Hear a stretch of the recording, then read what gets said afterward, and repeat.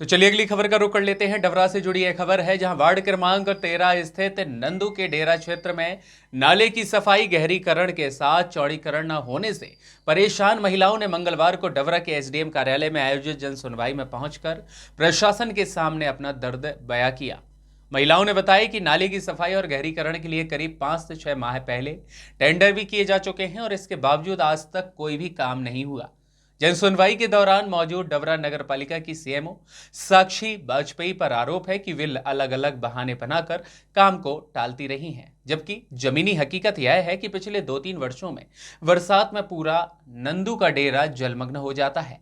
स्थानीय महिलाओं के मुताबिक हर साल करीब 100 घर खाली कराने पड़ते हैं, जिससे कि लोगों को लाखों रुपए का नुकसान भी सहना पड़ता है। नगर पालिका द्वारा पिछले 2 वर्षों से कोई ठोस समाधान न किए जाने पर महिलाओं में खासा आक्रोश व्याप्त है। महिलाओं का यह भी कहना है कि सीमांकन, गहरीकरण और चौड़ीकरण का टेंडर होने के बाद भी काम शुरू न करना एक बड़ी लापरवाही का उदाहरण है। जन सुनवाई में आक्रोशित महिलाओं ने यह भी आरोप लगाया है कि सीएमओ द्वारा कथित तौर पर यह कह दिया जाता है कि मैं किसी से नहीं डरती, जिससे पीड़ितों की भावना आहत होती है। महिलाओं ने चेतावनी दी है कि यदि जल्द काम शुरू नहीं हुआ तो वे आंदोलन के लिए विवश होंगी। गौरतलब है कि जलभराव के कारण पूर्व में 2 मौतें भी हो चुकी हैं और इसके बावजूद भी जिम्मेदार अधिकारी गंभीरता नहीं दिखा रहे हैं। पीड़ित महिलाओं ने प्रशासन से यह मांग की है कि नाले की तत्काल सफाई, गहरीकरण और चौड़ीकरण कराया जाए ताकि आगामी बरसात में जान माल का नुकसान न हो सके।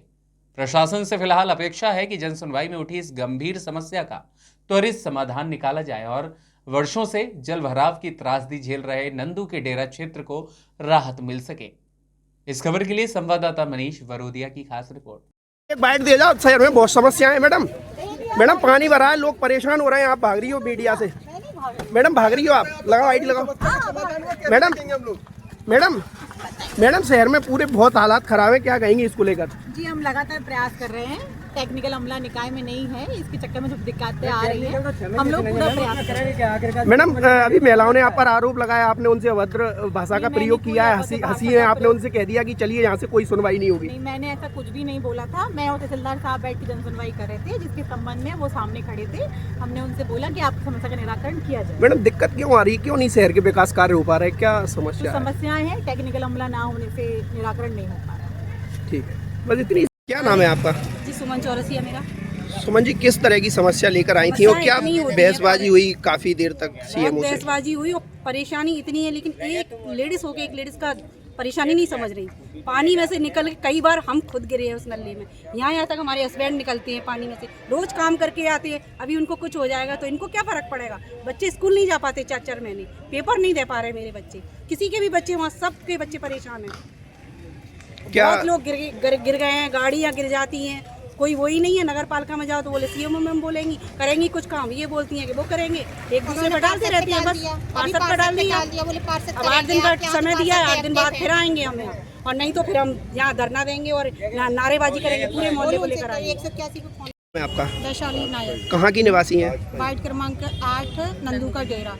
सीएमओ से समस्या को लेकर अभी बातचीत हुई थी, क्या बातचीत रही? हम लोग अपनी समस्या लेकर आए थे उनके पास कि हमारे जो नल्ला है उसको मतलब पक्का बनाया जाए, और पुलिया है उसको पक्का बना दो और नल्ले की सफाई करवा दो। यदि ज़्यादा कुछ नहीं हो पा रहा तो इतने से ही हम लोग संतुष्ट हो जाएंगे। तो उन्होंने हम लोगों के निराकरण सुनने की बजाय हंसना हम लोगों पे शुरू कर दिया। मैंने उन्होंने बोला भी मैम आप हंस क्यों रहे हो?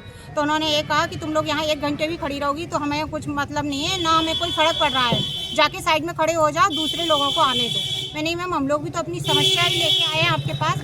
तो उन्होंने अपना दूसरे काम में व्यस्त हो गई और हम लोगों को अलग कर दिया। फिर हम और कुछ देर इंतज़ार किया, और उसके बाद एसडीएम सर आए तो हम लोगों ने उनसे अपनी शिकायत की। तो उन्होंने उसके बाद सीएमओ मैडम आके हम लोगों से माफ़ी मांगने लगी और कहने लगी कि हमें अपने जो शब्द बोले हैं वो गलती से बोल गए, अब हम ऐसा दोबारा कभी नहीं करेंगे, ना आप लोगों पे हंसेंगे। अब समस्या के लिए क्या आश्वासन दिया है? 1 हफ्ते का टाइम दिया है उन्होंने, बोला है कि 1 हफ्ते में देखते हैं बात करके और आपका काम जल्द से जल्द करवाने के देते हैं। अच्छा, किस